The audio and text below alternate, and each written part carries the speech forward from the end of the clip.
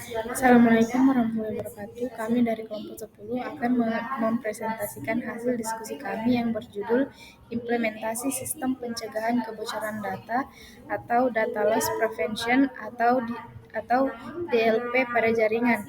Nah, adapun saya, Ajeng Nyotan Pratiwi dengan NIM 231031108 dan teman Saya Harvika Malia Suryadi dengan NIM 231031065. Baik, saya akan masuk ke bagian latar belakang. Di era digital, data menjadi aset vital organisasi. Meningkatnya lalu lintas data menimbulkan risiko kebocoran yang merugikan secara finansial dan reputasi. Rata-rata kerugian akibat kebocoran data mencapai USD 4,45 juta. Data Loss Prevention atau DPL hadir sebagai solusi untuk mendeteksi dan mencegah kebocoran data. Namun implementasinya masih menghadapi tantangan seperti konfigurasi kompleks dan false positif tinggi. Dengan berkembangnya model kerja hybrid dan cloud, dibutuhkan DLP yang adaptif dan terintegrasi. Penelitian ini mengkaji pengembangan kerangka kerja DLP yang efektif guna memperkuat keamanan data dalam jaringan organisasi modern. Nah, selanjutnya masuk ke slide tujuan. Yang pertama, untuk merancang dan mengimplementasikan sistem data loss prevention DLP yang adaptif, terintegrasi, dan efektif dalam mencegah kebocoran data di jaringan organisasi modern. Kedua, untuk mengidentifikasi titik-titik rawan kebocoran data serta menganalisis solusi berbasis teknologi terkini seperti User Behavior Analytics, UBA, dan Zero Trust Architecture. Yang ketiga, untuk menyusun framework implementasi DLP yang dapat diterapkan sebagai pedoman praktis oleh organisasi dalam meningkatkan keamanan data mereka. Nah, adapun metode penelitiannya, penelitian ini menggunakan metode studi literatur sistematis untuk merumuskan strategi implementasi DLP pada jaringan organisasi. Nah, pendekatan ini itu dipilih karena memungkinkan pengumpulan dan analisis berbagai hasil penelitian dan laporan industri yang relevan, sehingga memberikan pemahaman menyeluruh tentang praktik terbaik, tantangan dan solusi dalam penerapan DLP yang adaptif dan terintegrasi di lingkungan jaringan modern. Nah, dengan demikian penelitian ini lebih menekankan pada analisis mendalam dari berbagai sumber literatur yang relevan dan terkini. Selanjutnya konsep Data Loss Prevention atau DLP. Nah, Data Loss Prevention DLP adalah teknologi keamanan informasi yang dirancang untuk mencegah kebocoran atau kehilangan data penting ke pihak yang tidak berwenang. Nah, di era digital saat ini, data menjadi aset sangat berharga sehingga kebocoran sangat berdampak yang serius secara finansial, hukum, dan reputasi. DLP bekerja dengan mengidentifikasi, memantau, dan mengendalikan data yang sensitif dalam bentuk file, email, atau teks pada 3 kondisi utama, yaitu data in use atau data yang sedang digunakan, data in motion atau data yang sedang dikirim melalui jaringan, dan data at rest atau data yang tersimpan di perangkat. Nah, sistem ini memanfaatkan content inspection dan contextual analysis untuk memahami isi dan konteks penggunaan data seperti siapa pengguna dan dari perangkat mana data diakses. Selanjutnya, identifikasi permasalahan dan titik rawan kebocoran data. Kebocoran data dalam organisasi umumnya disebabkan oleh 3 hal utama, yaitu penggunaan perangkat endpoint tanpa kontrol, akses pengguna yang tidak dilawasi, dan pengiriman data tanpa enkripsi. Faktor lain yang memperburuk kondisi ini adalah kurangnya segmentasi jaringan, minimnya klasifikasi data sensitif, serta tidak adanya kebijakan proteksi yang dinamis dan berbasis konteks. Oleh karena itu, framework ini fokuskan pada pemantauan perilaku pengguna melalui UBA. klasifikasi otomatis data sensitif, serta menerapkan kebijakan proteksi berbasis konteks dan perangkat.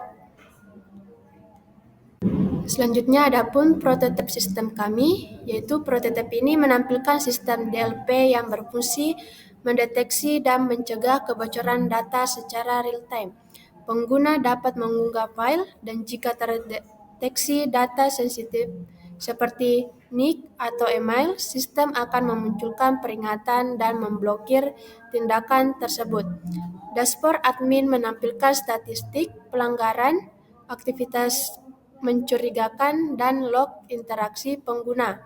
Desain ini mengintegrasikan konsep data in use, data in motion, dan user behavior monitoring untuk membantu organisasi melindungi data secara adaptif, responsif data, dan terstruktur.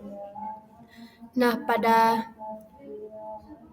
file upload panel fungsinya untuk tempat pengguna mengunggah file. Dengan simulasi, sistem akan memindai konteks file secara otomatis. Tujuannya untuk mendeteksi apakah file mengandung informasi sensitif seperti NIK, email, data pelanggan, nomor kartu kredit, dan lain-lain. Yang kedua itu warning atau alert pop, yang deskripsinya kotak dialog yang muncul ketika file yang diunggah terdeteksi mengandung dan data sensitif. Isi pesannya itu contoh sensitif data detektif action block yang berfungsi untuk memberitahu pengguna bahwa data tidak boleh dikirim. Sistem otomatis memblokir atau meminta otorisasi terlebih lanjut. Bisa juga menyimulasikan opsi encrypt file. Selanjutnya, user activity log panel yang berfungsi menampilkan log aktivitas pengguna terkait data. Informasi yang ditampilkan, nama pengguna, waktu akses, file yang dibuka atau diunggah, jumlah file yang diakses, indikasi aktivitas tidak wajar, misalnya akses di luar jam kerja. Tujuannya untuk mendukung analisis perilaku pengguna. Bagian penting dari sistem keamanan berbasis konteks. Yang keempat itu ada admin dashboard, yang deskripsinya tampilan visual interaktif untuk administrator sistem keamanan. Komponen dashboard, grafik unggahan yang diblokir, jumlah peringatan atau insiden kebocoran, tren aktivitas pencurigaan, distribusi akses data berdasarkan waktu, perangkat, dan lokasi. Fungsinya memudahkan monitoring keamanan secara keseluruhan, memberikan insight untuk menyesuaikan kebijakan proteksi.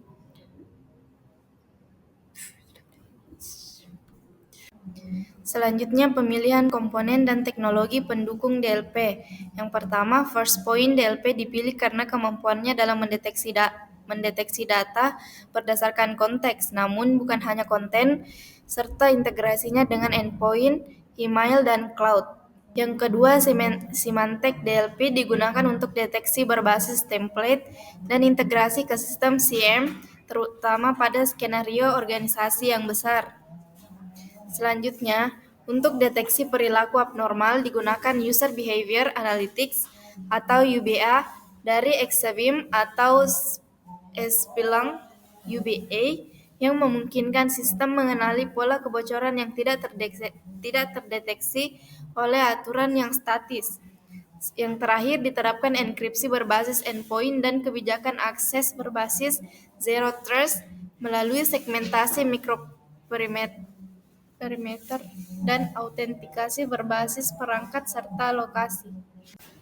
Selanjutnya, desain arsitektur framework DLP. Framework yang dirancang terdiri dari 4 lapisan utama, yaitu klasifikasi data, kebijakan proteksi, monitoring pelaku, dan respon yang insiden. Adapun desain arsitektur yang pertama itu klasifikasi data, yang mengidentifikasi data sensitif seperti data pribadi, finansial, dan dokumen rahasia berdasarkan konten dan konteks. Yang kedua, kebijakan proteksi, yang menerapkan aturan seperti blokir transfer via USB, enkripsi email, dan pembatasan upload ke cloud. Yang ketiga, monitoring pelaku, menggunakan UBA untuk mendeteksi aktivitas yang mencurigakan seperti akses besar-besaran atau di luar jam kerja. Yang keempat, respon dan pelaporan, terintegrasi dengan SIEM untuk analisis insiden, pelaporan otomatis, dan pengiriman alert. Nah, arsitektur ini dirancang modular agar mudah diintegrasikan ke lingkungan hybrid atau on-premise dan cloud dengan interoperabilitas yang tinggi. Selanjutnya, penyusunan implementasi dan operasionalisasi. Berdasarkan rancangan framework, disusun panduan teknis implementasi untuk tim keamanan TI organisasi. Panduan ini mencangkup 1. Contoh template kebijakan proteksi file sensitif di email dan CloudStrike. Kedua, integrasi DLP dan Active Directory untuk sinkronisasi pengguna dan pengelolaan hak akses. Ketiga, penggunaan alert threshold berbasis risiko. Misalnya, trigger jika pengguna mengakses lebih dari 100 dokumen sensitif dalam 1 jam. Keempat, simulasi insiden kebocoran data dan prosedur audit menggunakan tools DLP serta SIEM. Panduan ini dirancang agar dapat disesuaikan dengan struktur organisasi, tingkat sensitivitas data, serta kebijakan keamanan yang berlaku di berbagai sektor seperti perbank, pendidikan, atau kesehatan. Nah, yang terakhir itu ada kesimpulan dan saran. Kesimpulannya yaitu pengembangan framework DLP yang adaptif, terintegrasi, dan berbasis konteks sangat penting untuk meningkatkan keamanan data di jaringan modern. Framework ini menggabungkan klasifikasi otomatis data sensitif, analisis pelaku pengguna, serta kebijakan proteksi berbasis konteks dan perangkat. Integrasi dengan sistem seperti SIEM, firewall, dan arsitektur Zero Trust meningkatkan efektivitas pencegahan kebocoran data. Pendekatan modular memungkinkan pengelolaan risiko secara optimal di berbagai kanal, termasuk endpoint, email, dan CloudStrike. Nah, sarannya disarankan menerapkan framework DLP secara bertahap untuk memastikan adaptasi yang efektif.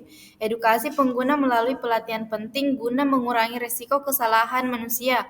Integrasi teknologi seperti UBA dan automasi dapat meningkatkan deteksi dan respon.